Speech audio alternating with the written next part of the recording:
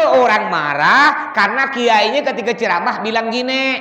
Kan di Lombok tuh kan banyak makam ulama. Dibilang gini, Cence, kalau kita makam Batu Layang tuh makam tai. Bilang gitu. Makam Peneram, makam tai. Makam apa Daeng Manambon, makam tai. Coba Bapak Ibu kira-kira. Ada ustadz ceramah viral, nyebar semua, dia bilang makam Batu Layang, makam tai. Kira-kira kita diam enggak? Tak mungkin kita diam. Panas orang Lombok. Ya kayak gitulah. Ada ustadz, ini ustadz punya pondok, dia menghina, yang dihina wali, makam keramat. Dibilang ceceknya kalau di Pontianak, makam Batu Layang, tai, makam tai. Kau pergi ziarah situ, bilang gitu, ada videonya. Ya, panas orang Lombok, dia pergikan pondok, dibakar pondoknya. Ya, kenapa? Karena ini banyak orang-orang salafi ini, wahabi, makanya hati-hati Bu, Pak, hati-hati. Jangan sembarangan milih ngaji TPA. Sekarang banyak di Pontianak nih TPA wahabi ini banyak di Pontianak. Ya, makanya kalau kita nak ngajikan anak kita, udah jangan jauh-jauh. Kadang-kadang kita ini kan bergaya cari TPA favorit. Ya, taman pendidikan Al-Quran yang pakai AC, yang banyak orang kaya-kaya pakai mobil, kita pun ikut-ikut. Ya, bukan masalah itu. Udah kita ngaji kayak kampung-kampung ya lah. Ya, di sini kan banyak yang ngajar-ngajar Quran. Ya, jangan semuanya kal jihad kalau cuma ngaji Quran, tak muat nanti pondok. Ya, kecuali mau sekolah malam atau mau mondok. Ya. kalau cuma ngaji Quran, udah ke ustad-ustad yang di gang-gang ini kan banyak. Titipkan di situ, aman. Ya, jangan kita sembarang asal ada tempat favorit pakai AC. Ya, orang kaya banyak situ, langsung masukkan anak gitu. Jangan dulu, karena banyak sekarang di Pontianak TPA Taman Pendidikan Quran yang punya Wahabi. Jadi sunnah kita berjalan berkunjung ke makam Nabi. Juga sunnah apa lagi? Silaturahmi. Jadi kita silaturahmi termasuk raya-raya Lebaran itu dapat pahala. Dihitung pahala sunnah. Makanya Bapak jangan kalau Lebaran jangan lupa raya-raya berkunjung, terutama tetangga yang di sebelah rumah. Ini kadang-kadang banyak orang dia pergi keluarga jauh-jauh, tetangga jauh-jauh dipergikan, tapi tetangga depan rumah dengan sebelah tak pernah pergi. Alasannya ngapa? Ngapa Bapak tak pernah pergi dia? Pajo aku nak pergi dia. Aku ya 10 tahun ke rumah dia. Dia sekalipun tak pernah pergi rumahku. Pajo aku nak pergi rumah dia. Ada kan gitu biasa? Tak boleh. Ya. Balaslah kejelekan dengan kebaikan. Walaupun tetangga kita pergi tiap tahun, dari kita bujang sampai kita punya cucu, tiap tahun pergi kita tetangga depan rumah kita, dia sekali pun tak pergi rumah kita, udah tak usah kita pedulikan. Yang penting kita tetap sambung silaturahmi. Ya, nggak usah. Saya tetangga saya pergikan semua sesempat kita lah. Sesempatnya, namanya kita pun tamunya banyak gak Pak, jadi sempat.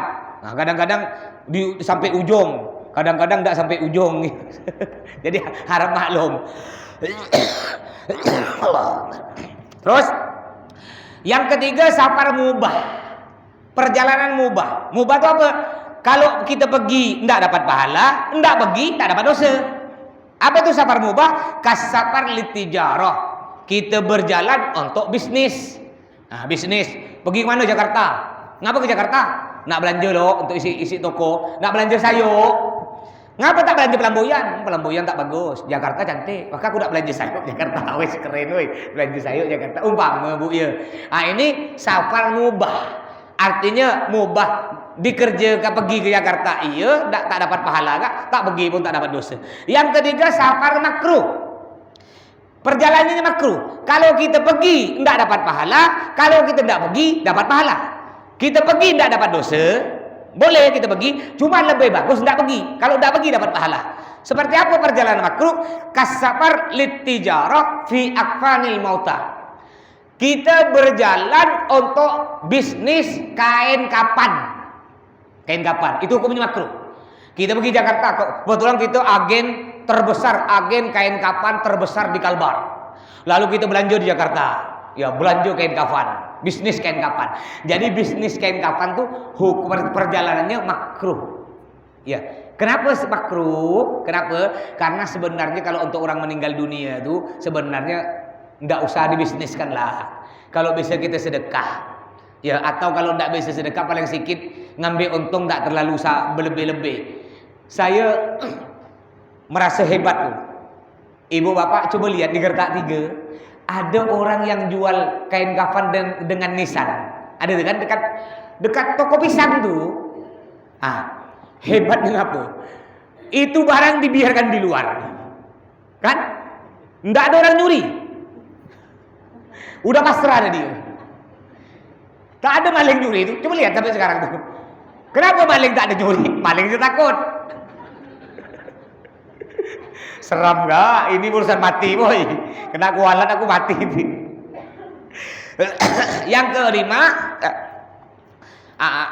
Yang kelima haram.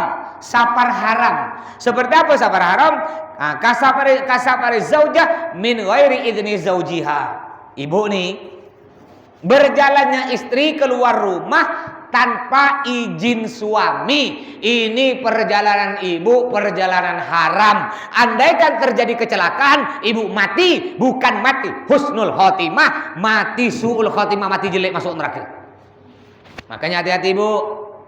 Tiap keluar rumah tuh bilang suami. Jangan sampai suami tak tahu.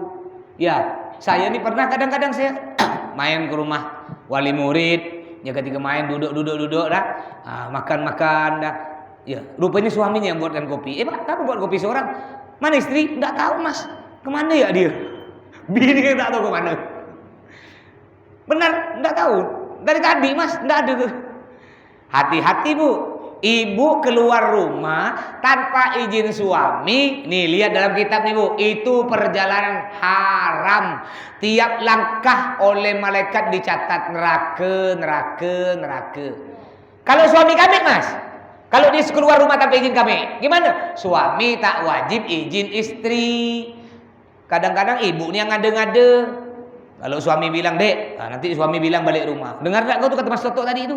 Kau tuh kalau keluar rumah wajib izin aku. Sama lah kau, Bang, sama gak? Kawin nak ya. Kenapa, Bu?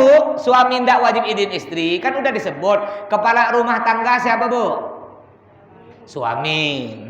Ibu ngaku kepala rumah tangga suami, padahal kenyataannya terbalik. Ya ditulis ya di kakak tulis kepala rumah tangga Pak Bakar. Tulisannya. Tapi yang betul-betul ngatur rumah tangga Bu Bakar. Tak jaya. Cobalah, Bapak nak beli motor nih. Nak beli motor NMAX. Bapak pingin warna putih. Lalu Bapak bilang ke Bu Bakar, istri Bapak, "Bu, kami nak pergi pasar nak beli motor NMAX warna putih." Jangan macam-macam warna putih, aku tak mau. Warna merah. Kira-kira Pak Bakar berani beli warna putih? Tak berani. Pak Bakar bangun rumah. Lalu Pak Bakar bilang ke Bu Bakar, "Bu, nanti rumah depan ini jendela sebelah kanan 2, sebelah kiri 2. Tak ada, tak mau aku. Jelek, sebuti ya. Sebelah kanan sebuti, sebelah kiri sebuti. Awas kau ya." Berani tak Pak Bakar? Tak berani. Ibu ya tadi bilang kepala rumah tangga suami, apa ada. Ya. Jadi itu perjalanan haram. Terus gasrus shalah. Nah, kita masuk pembahasannya. Mengkosor salat. Allah berfirman, "A'udzubillahi minasyaitonir rajim wa idza darabtum fil ardi falaysa 'alaikum junahun an taksuru minas shalah." Kata Allah, "Wa idza darabtum fil ardi," jika kamu berjalan di atas bumi, falaysa 'alaikum junahun, ya tidak haram bagimu, tidak berdosa bagimu an taksuru minas shalah, untuk meringkas salat. Apa itu kosor solat? Kosor solat tuh Pak Bu, solat 4 rakaat kita kerjakan 2. Berarti hanya bisa 3 solat ya yang dijadikan 2. Solat apa berarti? Duhur, asar dengan isya. Ya, jadi duhur, asar, isya ini kan 4 rakaat. Kalau kita perjalanan jauh, duhur boleh kita kerjakan 2 aja, asar boleh 2 aja, isya boleh 2. Selain sholat 4 rakaat tak bisa dikosor, tak bisa dijadikan 2. Subuh Mas, subuh kita cuma 1, tak bisa. Subuh karena bukan sholat 4. Yang bisa dikosorkan sholat 4 jadi 2. Selain sholat 4 tak bisa. Maghrib 3. Anak saya ngambil 1,5 aja Mas. Tak boleh. Jadi yang bisa dikosor sholat 4 rakaat jadi 2 rakaat kita kerjakan hanya 3 sholat, duhur, asar dan isya. Terus ayyuma afdal, yang mana lebih utama? mengkosor solat atau menyempurnakan solat. Al-qasru awil itmam. Mas, kalau kita perjalanan jauh mas ke Singkawang mas, yang bagus kita solat duhur 4 atau 2 mas? Yang mana yang lebih utama mas? Di sini dijawab yang pertama, al-qasru afdal fi arba'i halat. Qasar meringkas solat 4 jadi 2 itu lebih utama dalam 4 keadaan. Yang pertama, idza balagat masafatus safar salah tabarahil 123 kilo. Jika perjalanan kita melebihi udah nyampe 123 kilo, maka qasar ya mengqasar solat yang 4 kita kerjakan 2 itu lebih utama daripada kita solat 4 rakaat. Lebih bagus kita solat 2 aja. Kenapa? Karena perjalanan kita udah terlalu jauh. Takut kita letih, ya oleh Allah diberi keringanan. Makanya Allah beri keringanan. Pak, kita terimalah keringanan itu. Udah Allah udah baik dah kita. Udah Pak, Bapak jalan jauh ke Jakarta, ke Singkawang. Solat 4 boleh 2. Jangan malah nak. Udahlah. Kami gimana yuk? Kami tak biasa masuk umur hidup tuh. Duhur 2 rakaat. Kami pokoknya tetap 4. Nggak, lebih afdol 2, lebih utama. Udah Allah beri keringanan, alhamdulillah. Ya. Kalau Singkawang kira-kira berapa kilo Singkawang? 100 ada. 60 kilo. Lebih bang. Lebih insyaallah lebih. Oh 160. Enggak 160. Ngerti. Ya. Kalau Sungai Duri mungkin kurang lebih 100 kali ya. Tak sampai lah. Pokok kalau dalam kitabnya disebutkan bolehnya kita mengqasar solat 4 rakaat kita kerjakan 2 apabila perjalanan kita udah sampai 82 kilo ke atas. Nah, 82 kilo ke atas. Berarti Singkawang kan 100 lebih. Berarti Singkawang udah sangat boleh. Udah boleh kita kerjakan 2 rakaat. Terus yang kedua, lebih afdal, lebih utama kita mengqasar idza wajada fi nafsihi karahiyatal qasar. Jika kita menemukan dalam diri kita tidak senang mengqasar salat. Kayak tadi. Ya, Bapak ngapa? Ketika kita nyampe Singkawang nanya mau salat 4 rakaat duhur atau 2? Kak, saya sih kayaknya 4 lah. Ngapa lah? Saya tak suka, tak biasa saya tu ya. Kayaknya kurang asal lah ya. Salat biasa 4 tiba-tiba jadi 2. Ya kayak gimana? Ini lebih bagus kalau kita dalam diri kita merasa tidak senang kita mengqasar solat jadi 2. Lebih bagus apa? Lebih bagus kita qasar. Kenapa? Karena ini keringanan dari Allah. Kita lakukan. Allah beri keringanan, kita terima, kita lakukan. Yang ketiga, idza syakka fi dalili jawazil qasar. Lebih afdal kita mengqasar solat, meringkas solat 4 jadi 2 jika kita ragu diperbolehkannya qasar atau enggak. Kita nyampe Singkawang, ya kita ragu ini qasar hukumnya boleh ke tak ada ya saya padahal perjalanannya udah nyampe 100 lebih, kita udah tahu bahwa ini 100 lebih udah boleh qasar, cuma kita masih ragu karena kita enggak biasa solat 4 jadi 2. Nah, kalau kita ragu dalam diri kita, maka kita lebih utama solatnya qasar 2 rakaat. Yang keempat, lebih afdal qasar idza kana mimman yuqtada bihi bihadratin nas. Jika dia menjadi orang yang dijadikan panutan oleh orang. Ustadz mamanya. Ya, kayak saya mama kita rombongan mamanya. Rombongan kita ziarah akbar. Mulai dari Batu Layang, Peneram, Habib Hussein, Daeng Manambon, Habib Amin Al-Hinduan, Singkawang mamanya. Kita ziarah akbar. Nyampe di Singkawang. Ya. Saya ketua kepala rombongan. Lebih utama gimana? Lebih utama saya ini mengqasar solat. Walaupun saya segar. 4 rakaat saya sangat segar. Kenapa lebih utama? Karena saya jadi contoh kepada orang lain agar orang lain juga mau mengqasar solat. Tiga orang lihat, ayo Bapak Ibu kita qasar sekarang. Nah, kalau saya tidak qasar, saya solat duhur tetap 4. Nanti kasihan yang rombongan tadi. Iya kalau dia segar, kan kadang-kadang nama rombongan Pak ada yang mabuk kan, ada yang letih, ada Mas Toto solat 4. Kami mau tak mau lah, tak enak gak kami dilihat kawan nih solat 2, mau tak mau solat 4. Ya udahlah leto ya ge, mabuk age. sholat 4. Tapi ketika saya sholat 2, akhirnya akan jadi contoh bagi orang lain. Orang lihat, oh Mas Tutuk sholat 2, aku mau nak sholat 2. Enggak, enaklah, lebih ringan. Nah, jadi begitu Pak Buya. Insya Allah santri putri besok ziarah sampai Singkawang.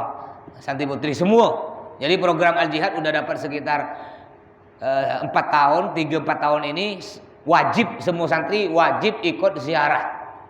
Yang pertama ngapa? Ngajarkan mereka bahwa berziarah ke ulama ya itu hukumnya boleh. Yang kedua, ngajarkan santri untuk mengenal para ulama-ulama, tokoh-tokoh yang ada di Kalimantan Barat.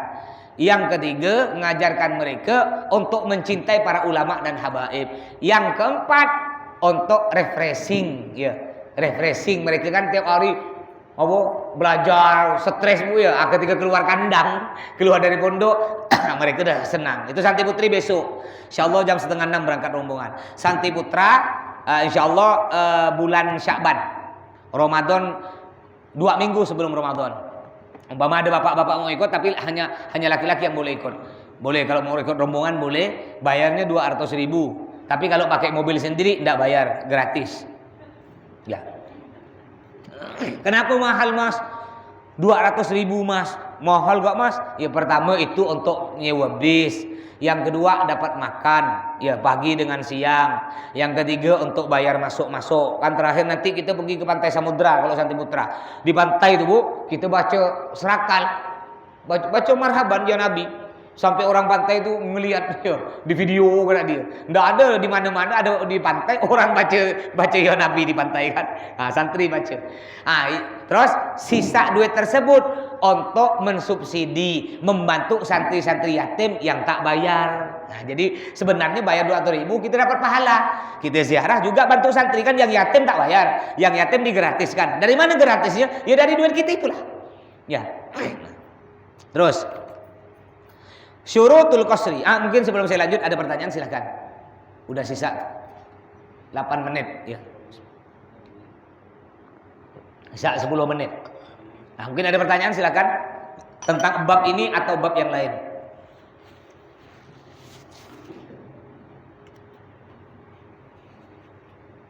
Ada ibu-ibu? Belum Mas. Silakan Pak Drai. Masalah Wahabi juga. Oh, Habi. Ada orang yang sakit, lingkungan sakit Mas. Anak di sampingnya. Jadi lingkungan kita asal ya Allah. Kasih anak ngucap. Siapa ngucap dia? Macam simpan bayi. Pada ngolong kau kakek. Ini kan apa Wahabi nama bina ini. Oh, ndak boleh baca Allah, suruh baca istighfar. Pada ngolong kau kakek kok, jangan. Pada nak ngolok? Pada ngolong kau kakek ngolong Allah aja. Pada simpan dah. Oh iya, berarti ya bukan Wahabi. Kalau Wahabi itu ndak ada orang hampir meninggal diajak nyebut Allah atau istighfar, ya ndak ada Wahabi. Ya, berarti bukan Wahabi, cuma orang tak paham dia. Tak paham. Ya, dikira kalau nyebut Allah ndak boleh. Yang lebih bagus istighfar, karena kita di akhir hayat maksud dia itu mohon ampun kepada Allah. Maksudnya. Nah, padahal kita kenapa orang ketika hampir meninggal dunia kebanyakan kita mentalkin dia dengan lafaz Allah, karena lafaz Allah yang paling pendek. Kalau kita talkin pakai lafaz yang panjang, la ilaha illallah, takut-takutnya ketika dia nyebut la ilaha dicabut, bisa murtad. Kenapa? Artinya la ilaha, tiada Tuhan. Tidak ada Tuhan. Kecuali kalau dipanjang la ilaha illallah, cabut surga. Takut tadi terlalu panjang disebut la ilaha dicabut, bahaya. Makanya kita ngambil yang pendek. Allah. Nah, begitu. Sedangkan tadi ada orang katakan tak usah nyebut Allah. Itu sama dengan kau manggil aku. Pakai istighfar, astagfirullah. Enggak apa-apa, boleh pakai istighfar. Tapi kenapa orang jarang? Kebanyakan langsung lafaz Allah, karena lafaz Allah paling pendek Pak Rai. Cuma hati-hati, kadang-kadang ada orang tak paham dia. Ada orang bilang bukan disuruh nyebut lafaz Allah. Pak ayo Pak nyebut, Pak yuk nyebut. Pak nyebut. Akhirnya dengar bot. Bot. Disuruh nyebut. Kita mas. Iya. Kita kan oh jangan nyebut Allah pada nolong kok akeh. Maksudnya Oh kata dia, jangan nyebut lafaz Allah sama dengan kau manggil aku. Wah. Anda tahu tuh berarti. Memang masa kita nyebut lafaz Allah manggil dia ya. Berarti dia seakan-akan ngaku. Ya seakan-akan kan dia ngaku bahwa dirinya Tuhan. Ya. Enggak tahu juga kayak kemarin tuh kan ada orang ngatakan enggak usah doa enggak usah pakai bahasa Arab. Doa cukup pakai bahasa Indonesia karena Tuhan kita bukan orang Arab. Jadi kalau Tuhannya bukan orang Arab, orang mana? Orang Teluk Pagadai. Macam-macam yang ngomong gitu. Orang yang ngomong gitu itu Pak sebenarnya murtad keluar dari Islam. Ya, Tuhan kita bukan orang Arab. Oke, tadi ini ya pertanyaan dari Pak Drai. Ya, enggak usah nyebut lafaz Allah. Kalau kau nyebut lafaz Allah sambil kau manggil aku, berarti seakan-akan dia ngaku bahwa dia ini Allah. Ya, kalau dari kalimat dia, ya wallahu a'lam. Saya pun enggak tahu Pak Drai. Kalau dia ngaku dirinya Allah, murtad dia. Keluar dari Islam, ya. Wallahu a'lam. Udah azan ya? Belum. Udah masuk. Udah sampai sini, mudah-mudahan kita mau sehat panjang umur. Insyaallah malam Selasa depan libur karena saya ada undangan ke Mempawah. Ya insyaallah. Jadi kita ketemu lagi 2 malam Selasa yang akan datang. Mudah-mudahan semuanya sehat, panjang umur. Doakan juga Abi Umi sehat panjang umur. Kurang lebihnya mohon maaf. Wassalamualaikum warahmatullahi wabarakatuh.